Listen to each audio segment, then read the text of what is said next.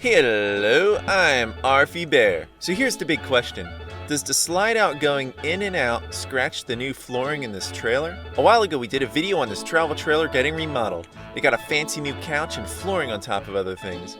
But before we could install the new vinyl stick-on tiles, we had to figure out how to lift the slide out so that we could tear out the old flooring and put the new flooring on underneath it.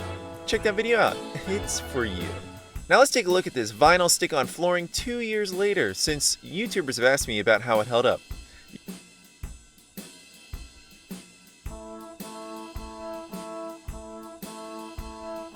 You probably haven't noticed much of anything wrong with it so far as we're looking at it now. And the only spot I could find is here. And if I rub it, it won't return to its original form. So yeah, it's not perfect. But I have to say that even with this, well, one spot, it's still way classier than nasty carpet.